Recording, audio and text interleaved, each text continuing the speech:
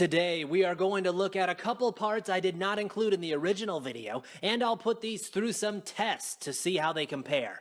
To refresh your memory, I paid $40 for the Harbor Freight, and DeWalt gave me the other grinder as a test sample. As always, I'm going to be fair to the DeWalt. I'll tell you if it's good or if it's not so good. Looking at the brushes here, and they are both made the same way with a braided wire lead and a crimp-on spade connector. The DeWalt does use a little bit of heat shrink tubing here. I was checking them out, scratching them, and seeing how easily the material wears off. It looks to me like the brushes are a little bit harder here on the DeWalt. I was reading about brush hardness, and there are a lot of variables at play. A softer brush can wear faster, but a harder brush can also wear the commutator faster, and some have higher coefficients of friction.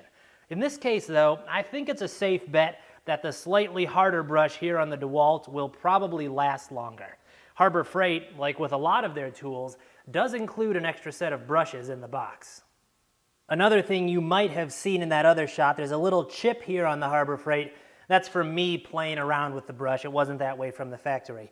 The DeWalt has these ridges here to help it wear in. The Harbor Freight does not. Both of them, I noticed after running very briefly, the brush was not perfectly square to the commutator. They were both wearing a little bit unevenly, and it would take some time for the brushes to be worn in and fully seated on the commutator. Here we have one of the brushes out of the DeWalt, and it has a little copper plug here, something we do not see on the Harbor Freight. And I think this is a warning feature, a way to let you know when the brush is almost worn out. The Harbor Freight uses a little bit of a different method to keep you from hopefully wearing the brush all the way down. The lead is in the center of the brush here, as you can see, and as it wears, the lead rides down this channel, and eventually it bottoms out on the brush holder here to hopefully keep you from wearing it anymore. The thumb switches on these are very similar. They're both a basic type of switch that you move forward, it locks on, and the grinder stays running until you unlock the switch by hitting the back. The Harbor Freight switch here is a little beefier, but the rod that it connects to inside is very similar, and the connection between the switch and the rod, they just snap together, and the connection is the same size on the Harbor Freight or the DeWalt. So while the exterior part of the switch is bigger, the actual internal connection does not seem any beefier on the Harbor Freight. Both of these work the same way pretty much any grinder of this style works. When you push the switch forward, you're moving this rod, and the rod is what physically actuates the power switch and turns on the power. On both of these, they took the time to add a crimp-on ferrule on the end of the main power wires. We can see here on the DeWalt, it's a little more substantial. On my other video, someone mentioned that they thought this internal wiring on the DeWalt was thicker than on the Harbor Freight.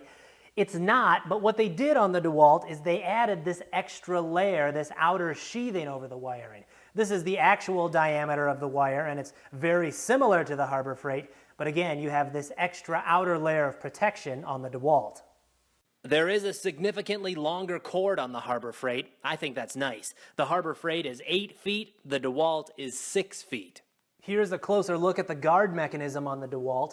It has this lever here, which is pretty beefy steel. It has a nice firm spring. You can see it pivots here on this screw. And the way this works is the point on this lever engages in these holes here on the guard. And we can see the way this is shaped is what allows you to move the guard one way without pressing the lever. You can see it's ramped here on this side, so you can turn the guard one way, it'll ride on that ramp and allow you to move it without pressing the lever, but you have to press the lever to move the guard this way because it just hits this flat part here. Let's talk grease. There are some obvious differences here that you can see pretty easily. The DeWalt uses this dark colored grease, which is a moly grease, nothing wrong with that. The Harbor Freight uses not exactly what you might expect. The cheaper Harbor Freight grinders use simple, plain old axle grease, but this is not that. Some people in my previous video guessed it was white lithium grease, but up close it does not look like any white lithium grease that I've ever seen. To me it looks like a fully synthetic grease, similar to something like Super Lube brand grease. I fired both of them up with no attachments to compare the vibration. There's not any significant difference between them that I can feel. They both run quite smoothly. I wanted to compare the noise, so I used a decibel meter app on my phone, which was placed 6 feet away. The Harbor Freight was right around 88 decibels. The DeWalt was louder at about 90 to 91 decibels. With grinders, you really should use hearing protection. Then I decided to check out the power draw when they are actually in use. So I used an amp meter and cut up this old bed frame. Now, hold up. Before you say, "Duh, that's not scientific enough," let me just say you are right. But this is not building a spacecraft. It's some simple testing under similar conditions to see how they perform. What I found is they drew a similar amount of current and both had no problem hitting their claimed 7 amps. They both hit similar peaks above 8 amps, but the DeWalt did seem to bog down a little bit less. However, neither one had any problem cutting this.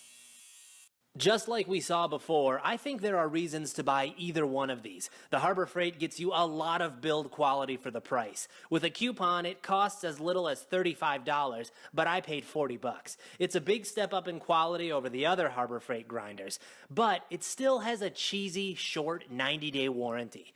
The DeWalt does cost more, but it has a couple nice features over the Harbor Freight and a much longer warranty. And the more I use it, the more I really like this quick adjust guard. Both of these are made in China, but they are both made pretty well. I think in this case it comes down to how much you want to spend on a grinder and what you are looking for in the tool. Thanks for watching, hit the like button, and subscribe. And guys, please share these videos on forums, social media, or wherever there are people who might like to see them.